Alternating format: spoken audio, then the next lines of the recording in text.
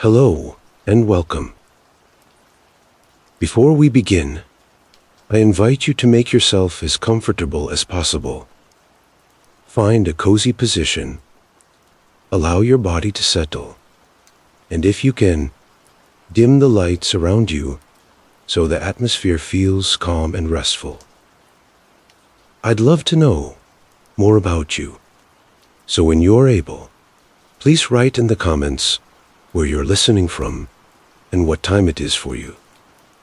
It's always fascinating to see how far these videos can travel, and I'm genuinely curious about the places and times where you join me.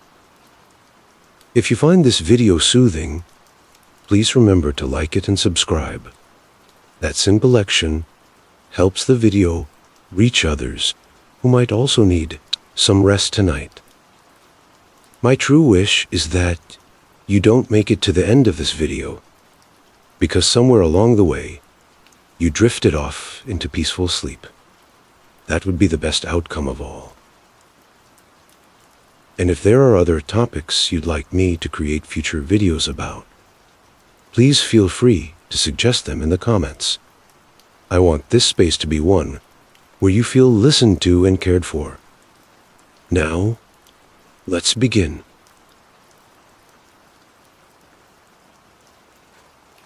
You were not expecting anything. The day began the same as countless others. The sound of sandals brushing across polished tiles. The smell of sandalwood smoke trailing through the corridor.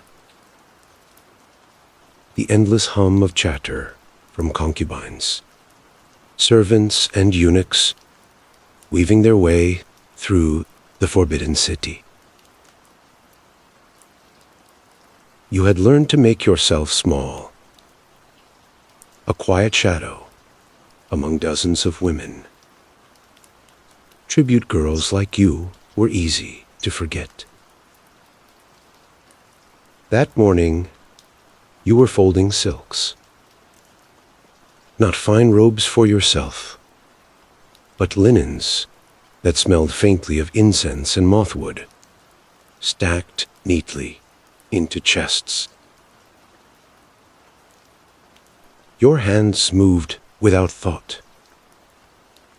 It was better that way.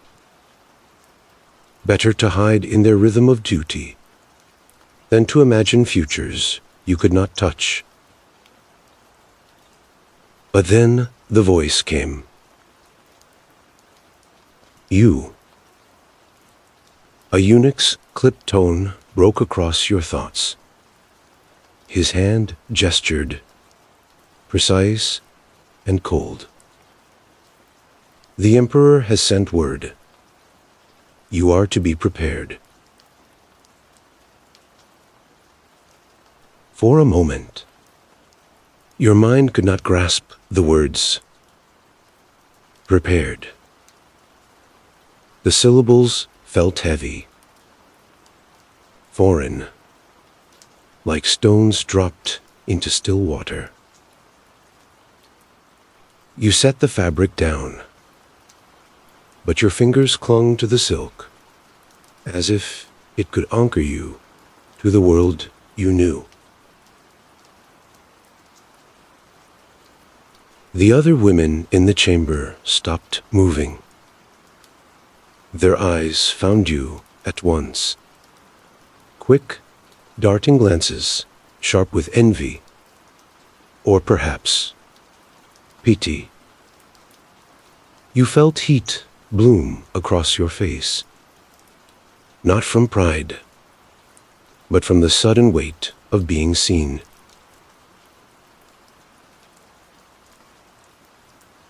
The eunuch said nothing more. He simply waited, his presence filling the space with finality. Your heart pounded. You had heard the rumors, whispered late at night in the women's quarters, when the lamps were dimmed and only shadows listened. The Emperor was insatiable, they said. He could not be satisfied with one woman alone.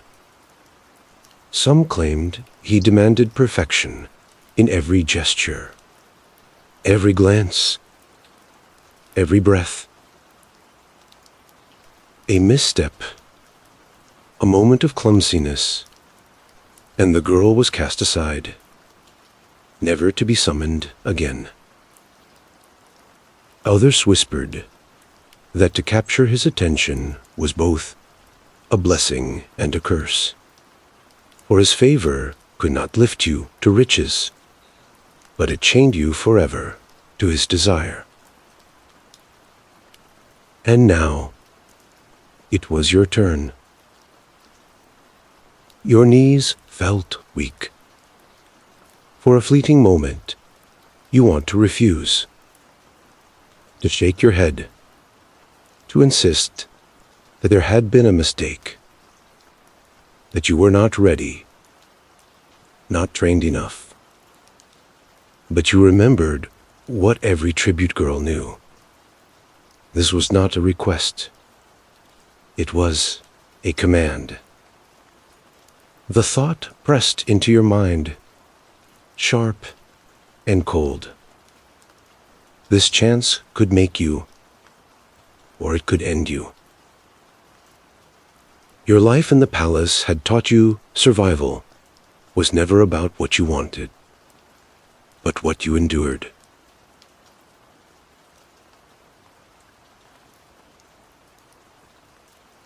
A pair of chambermaids approached.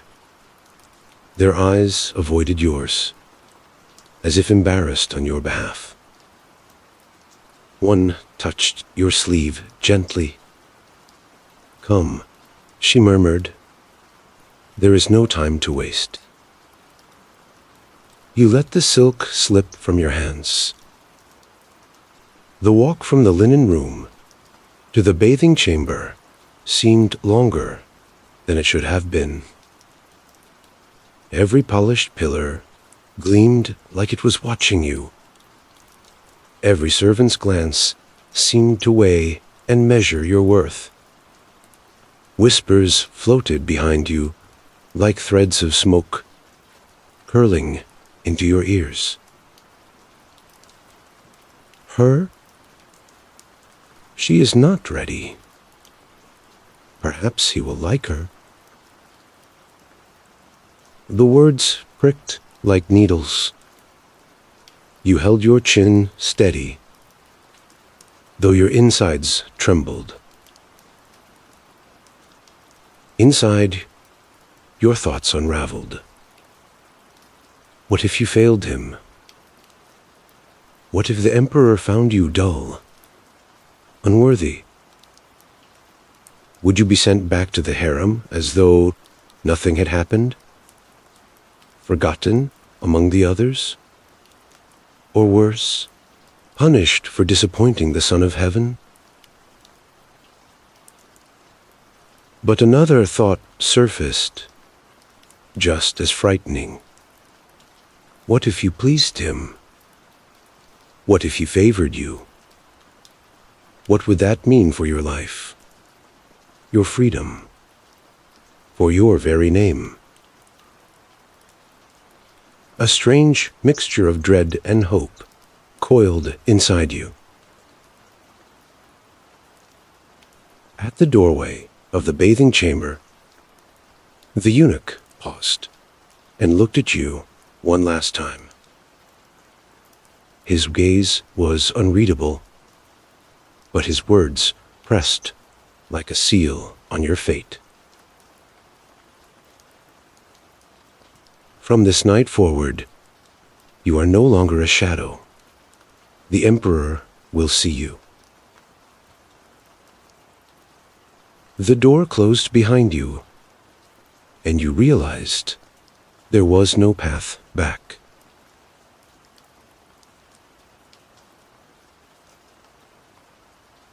The chamber was warm with steam. As the door closed behind you, the smell of heated water, floral oils, and sharp herbs enveloped you like an unseen cloak. The chambermaids guided you inward, their hands gentle but unyielding. They said nothing at first. Silence hung heavy, broken only by the faint trickle of water from bronze spouts and the soft splash of basins being filled. You wanted to protest, to ask for a moment alone, but you had no voice here. The Emperor's command had already stripped you of choice, and soon the women would strip you of everything else. A maid touched your sleeve. Without a word, she began unfastening it, pulling the fabric down from your shoulders. Another reached for the sash of your waist. Layer by layer, the garments of your daily life fell away. Silk, cotton, linen. Each fold removed not just fabric, but comfort, modesty, the illusion of safety. You felt your cheeks burn hotter with every discarded layer. Their hands were efficient, practiced. They did not look at you with judgment, but with the indifference of routine. And somehow, that stung even more. That your trembling body, so exposed and raw, was nothing remarkable to them at all. Finally, you stood bare in the steam. Your arms twitched with an urge to cover yourself. But the women took your wrists, guiding you gently toward a marble platform where bowls of steaming water waited. You lowered yourself, heart racing, as they began the work of purification. Warm water poured over your skin. The sensation made you shiver, not from cold, but from the strange intimacy of it. Cloth scrubbed away the dust of your duties. Oils smoothed across your arms and legs until your skin gleamed. Fingers combed through your hair, rinsing it with scented water, twisting it into coils to dry. Every action was precise, measured, ceremonial. You understood then. This was not mere bathing. This was a ritual, a preparation of your body, as though it were an offering. And that thought unsettled you more than anything. As one maid clipped your nails, another brushed your skin with powder, leaving a faint sheen of jasmine. They worked with a quiet efficiency of those who had done this countless times before. It was not tenderness, but duty. You were being transformed into something acceptable for the Emperor's eyes. You dared not speak, but your mind whispered frantically. Remember what the other said. Do not falter. Do not appear clumsy. Do not displease him. A voice from your past rose unbidden. The whispers of old concubines who weren't the tribute girls. Keep your eyes lowered, but not too much. Speak only if spoken to. Never show fear.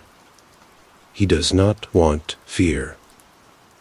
And above all, do not forget why you are there.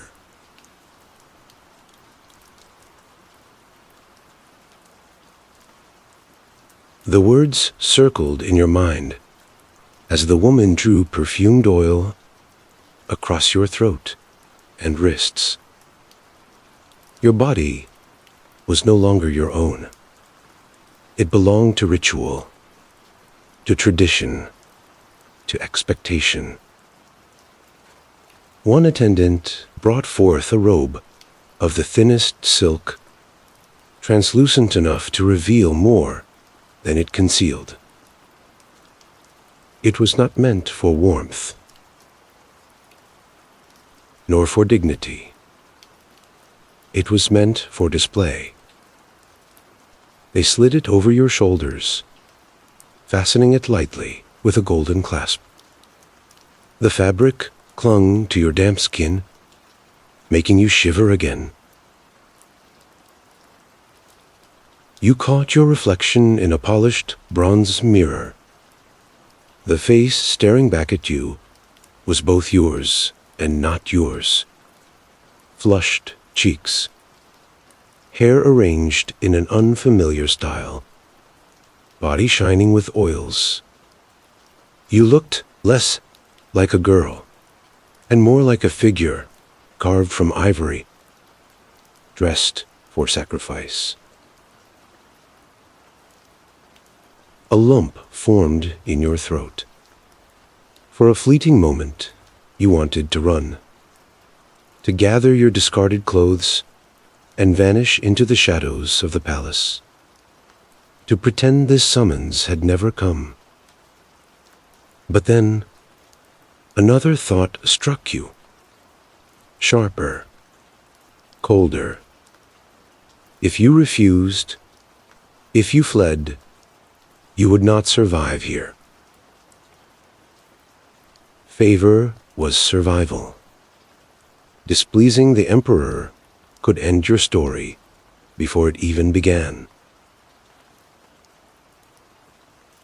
The chambermaids seemed to sense your trembling resolve. One of them, older, placed a steadying hand on your shoulder. Her gaze was unreadable, but her words were soft. Do not think. Simply endure. Endure. The word rang in your chest like a bell. The last touches followed. A trace of rouge at your lips, dusting of powder at your collarbones. When they had finished, the maids stepped back. Their silence told you that the transformation was complete. You were ready. Or rather, you had been made ready. A eunuch's voice echoed from beyond the screen, sharp and commanding. Bring her. The chambermaids bowed slightly, then took you by the arms. Your legs felt weak. Your heart bounded so fiercely, you feared they might hear it. And so, based, perfumed, and clothed in silk, thin as breath, you rose to your feet. The time had come to leave the chamber and step toward whatever awaited you in the emperor's room.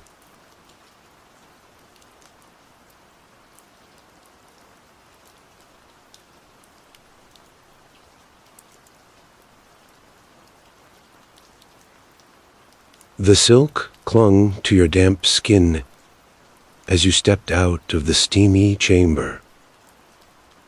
The corridor beyond was cool and dim, lined with lanterns that flickered with soft yellow light. Shadows stretched across carved pillars, and your bare feet made no sound on the polished tiles. Two eunuchs waited at the door. Their heads were shaved, their robes immaculate, their faces unreadable.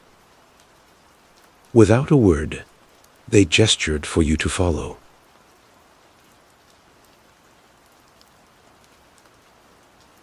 Your heart lurched.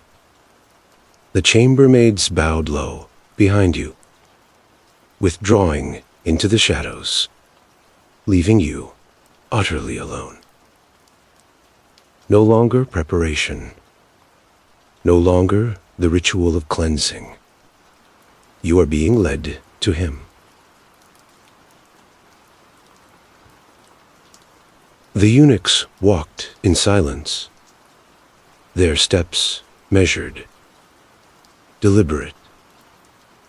You trailed behind your body, trembling beneath the thin silk robe.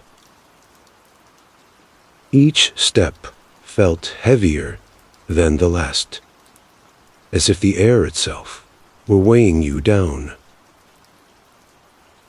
The palace corridors seemed endless. Gilded panels glimmered faintly in the lamplight, painted with dragons, cranes, and clouds. Doors passed by, each closed, each a mystery. The silence was broken only by the shuffle of robes and the echo of distant night drums, marking the passage of time. Your thoughts would not still. This is the moment the others whispered about. He will see you. He will decide. One glance, and your life may change forever, or it may end in nothing.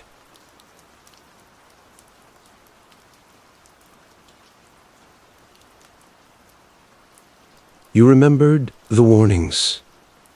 Some girls were summoned once, never again. Their names forgotten, their hopes crushed.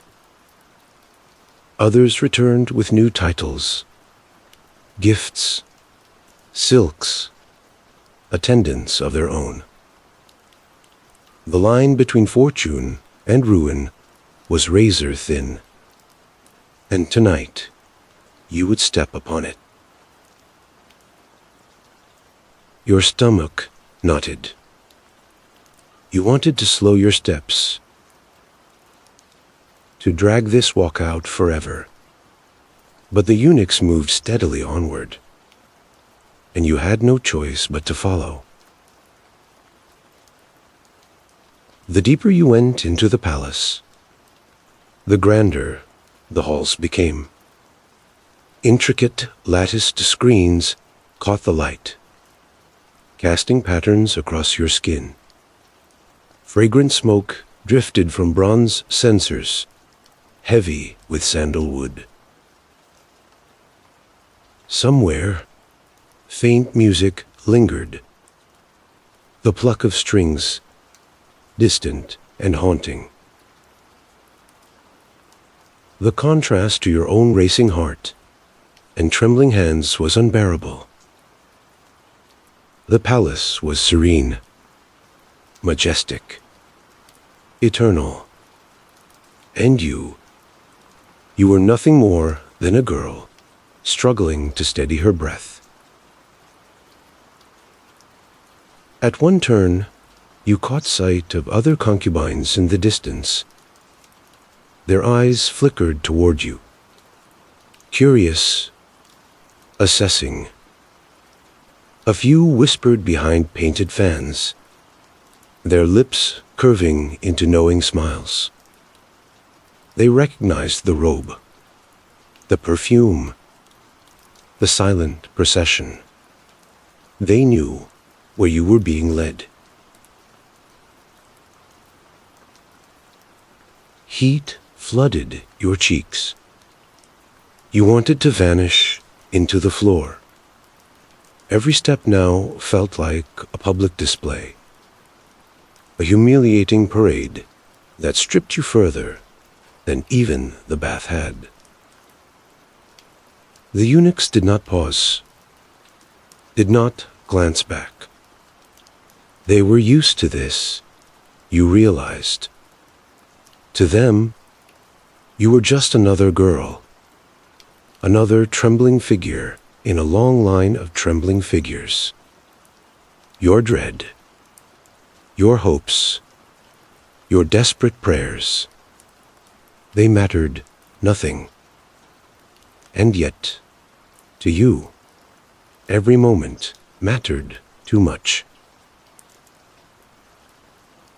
You forced yourself to breathe, to keep your shoulders straight, to remember the lessons drilled into you by older women of the harem. Do not stumble. Do not look too eager. Do not let your fear show. Still, your body betrayed you. Your palms were damp, your throat dry, your knees weak. Finally, after what felt like an eternity of lantern-lit corridors, you arrived before a towering set of lacquered doors. The eunuchs stopped. One raised his hand, knocking 3 times upon the carved wood. The sound echoed like thunder in your chest. A muffled voice from within answered.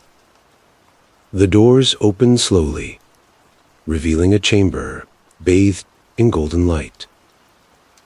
Rich carpets stretched across the floor. Silk curtains swayed gently, and the air was thick with incense. One eunuch turned to you, his face still blank, his voice clipped and formal. Enter.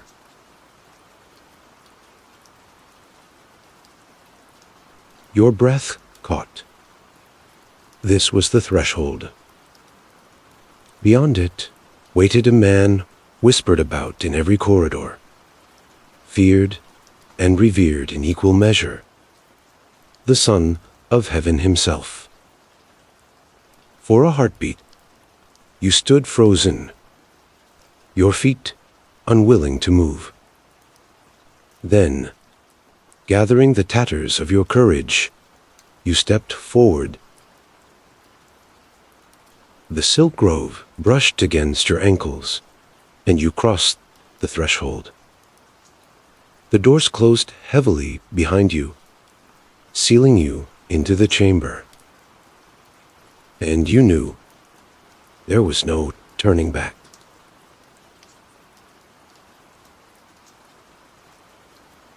The chamber prepared for the Son of Heaven isn't like anything you've ever stepped into. Even after weeks inside the walled world of the inner palace, the splendor here feels unreal, as though you've crossed into some other realm. Lanterns burn low, their silk shades casting soft pools of red and gold upon walls painted with dragons, coiling endlessly through clouds. The air is thick with incense, sandalwood, musk, and a sweeter perfume you cannot name. It clings to your skin, mixes with the oils rubbed into your hair, and makes your breath come shallow. You walk slowly, as instructed, the hem of your gown whispering against the tiled floor. Your attendants stop just beyond the lockered doors, bowing low, leaving you alone at the edge of the chamber. You are aware of their eyes, and of the eyes of others too. Eunuchs stationed discreetly near the curtains, their gazes cast down, but their presence undeniable. Even here, even in this most intimate moment, nothing is private. You fold your hands, steadying yourself. Though your heart pounds so hard, you are sure it must be heard. You are not an empress. You are not even a favored consort. You are a tribute, a girl taken from Goryeo, trained to serve in silence. This night is not yours to claim. It has been given to you as both trial and judgment. You remember the whispers of the older concubines. They had spoken of the emperor, of his appetites, of his unpredictability. They had said he sometimes favored a girl only once, leaving her forgotten in the shadows thereafter. Others had been lifted overnight to ranks beyond imagining, showered with gifts, clothed in silks finer than the stars themselves. But there was no pattern, no promise. To be chosen was to stand at the edge of a cliff, not knowing whether one would be lifted upward or dashed against the rocks. The eunuch master clears his throat softly, and you know this is your signal. You begin to undo the outer robe, the heavy crimson silk embroidered with phoenixes and peonies. Your fingers are clumsy at first, trembling at the ties. You recall your training, how the matrons had taught you to disrobe with grace, to let each layer fall like a petal, never hurried, never awkward. Yet, in this moment, every motion feels painfully deliberate, your shame growing with each loosened sash. Layer by layer, the weight of your clothing falls away. First, the robe, then the underjacket, until only the thin inner garment remains, white as rice paper. Your skin prickles in the cool air, and you feel as if the lantern light is peeling you open for all to see. Back home, in Goryeo, a bride would have been shielded by her women, hidden from all eyes until the husband approached. Here, you are displayed, as though your very body must be proven before the Son of Heaven.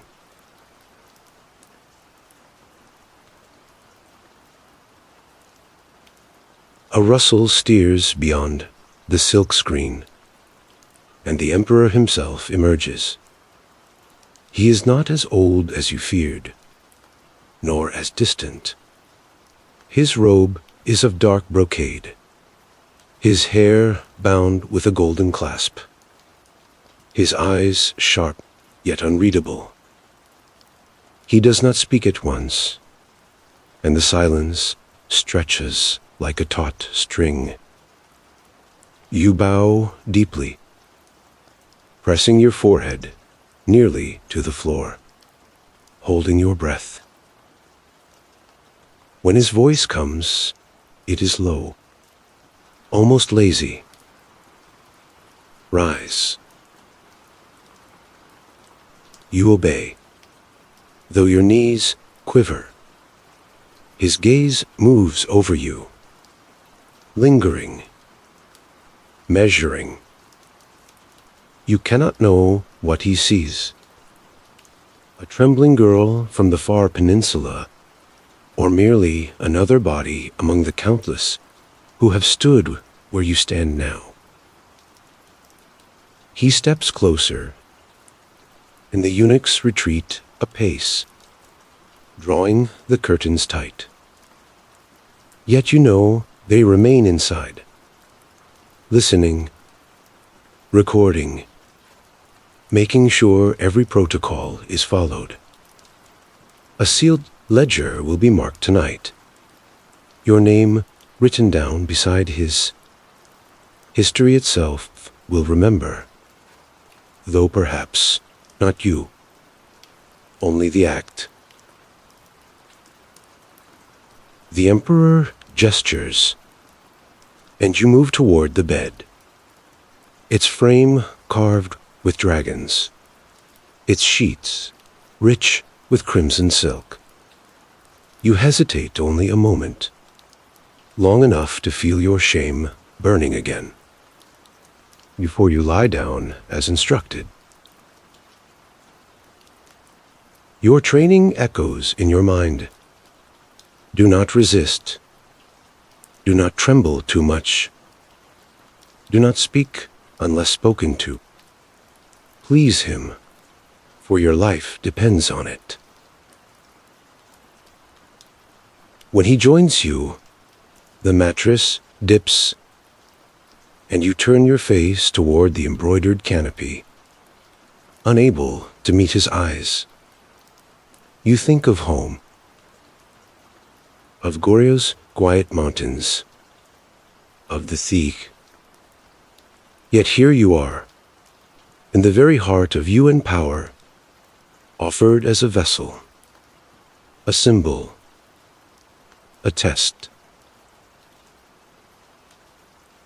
His hand finds yours, heavier than you expected, warm but commanding.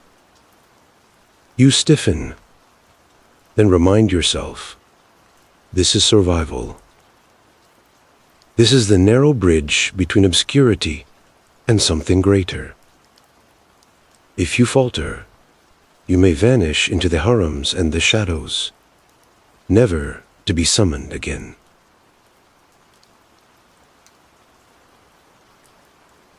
The chamber seems to close in around you. The red silk, the incense, the quiet weight of unseen witnesses. Every gesture feels magnified, every breath too loud. You are aware of your body in a way you never wished to be, aware that this is both humiliation and opportunity intertwined. And yet, beneath the fear, a single thought roots itself. If he remembers me, if he favors me, my life will change forever. But if he does not, you await tomorrow no different from yesterday. Nameless, voiceless, another forgotten girl lost in the Emperor's endless sea of concubines. You wake before the first bird has sung, not because you are rested, but because your body refuses to stay in sleep. The silk sheets are heavy on your skin, clinging as if to remind you of what has passed. The scent of incense lingers faintly, mixed now with the musky tongue of sweat, and something harder to name. The room is quiet, too quiet. The Emperor is gone. At some point in the night, he rose and left without a word. Your eyes trace the canopy above, embroidered with dragons devouring pearls, and you feel very small beneath their golden threads. Did he even look at you again after extinguishing the lantern? Did you do well? Did you fail? You cannot know, and the not knowing knows at you.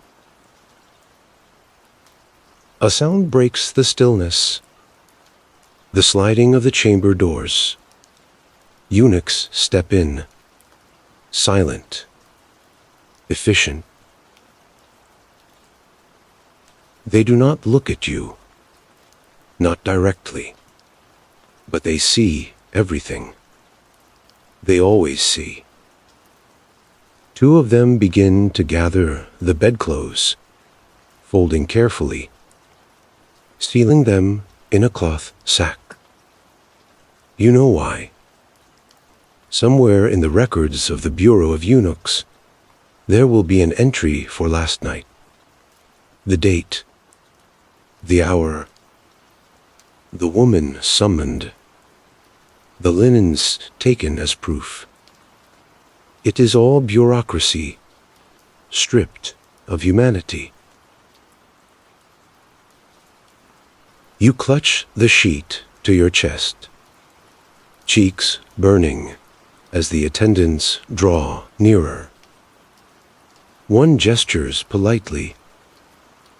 No words, just a flick of his hand, and you understand you must rise. Your legs feel weak as you step from the bed, the cold floor biting against your bare feet. You wish, desperately, for even a moment of privacy. But privacy is not for you. Not here. Not now. Another eunuch appears with a basin of water, steaming gently. You are guided to sit, and without asking, they begin to wash your face, your arms, your legs. The water is warm, but the sensation is mortifying. Each touch reminds you that you are not a person in this moment, only a vessel that has been used and must now be cleansed. You keep your eyes fixed on the floor, wishing you could vanish into the tiles.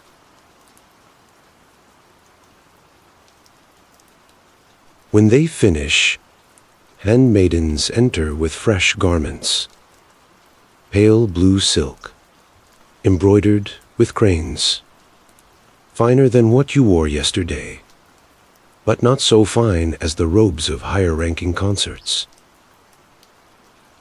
You do not know what this means.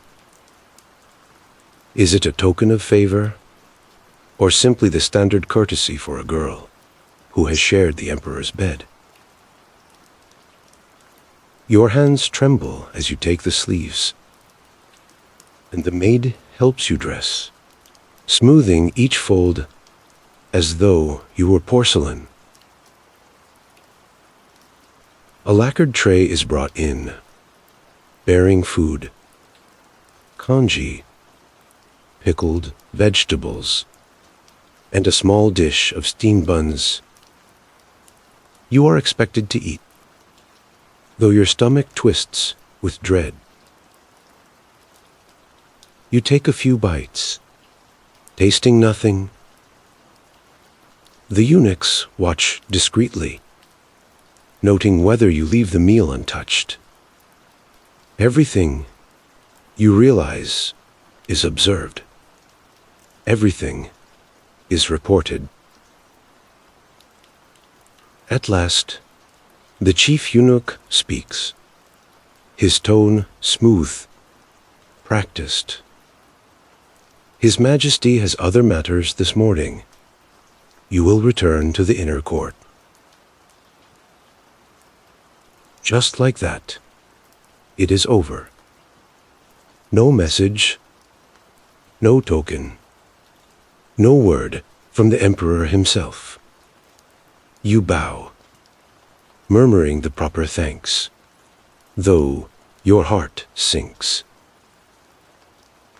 The long corridors swallow you as you are escorted back to the harem.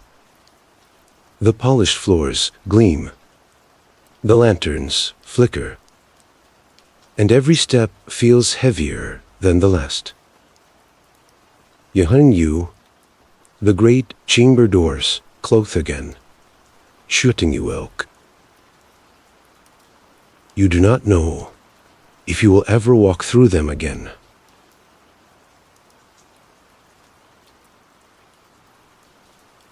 When you reached the women's quarters, the others were waiting. Not waiting for you, exactly, but waiting to see, to measure. Their eyes pressing in silence. Did he like you?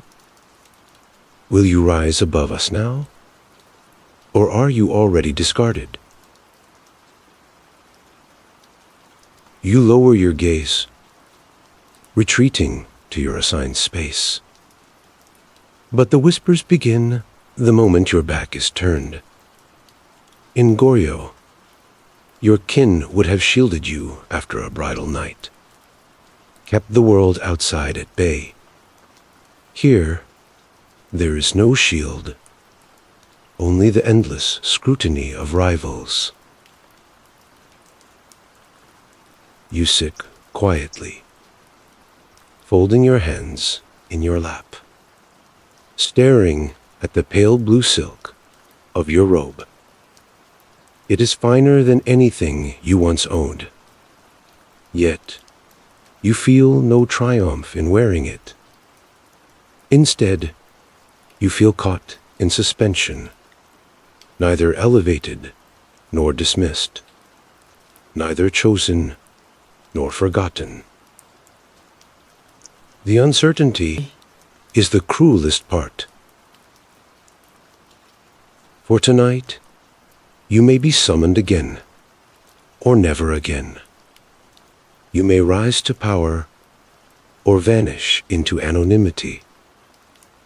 Your fate lies not in your hands, but in the whim of the Son of Heaven. You breathe slowly, trying to study yourself. All you can do is wait. Wait and wonder whether last night was the beginning of everything or nothing at all. But little did you know, this was only the first step on a path that would change the course of history. This night of humiliation, of whispered judgment, of uncertain favor, it was the spark that would set your eyes into motion. The girl who entered the Emperor's chamber, trembling and sure, would, in time, be remembered, not as the frightened tribute concubine, but as Empress Gi, one of the most powerful women. You could not see then, sitting silently in your pale blue robe, your cheeks still hot with shame. But history was already turning toward you, and your fate was far greater than any rival in the harem could imagine.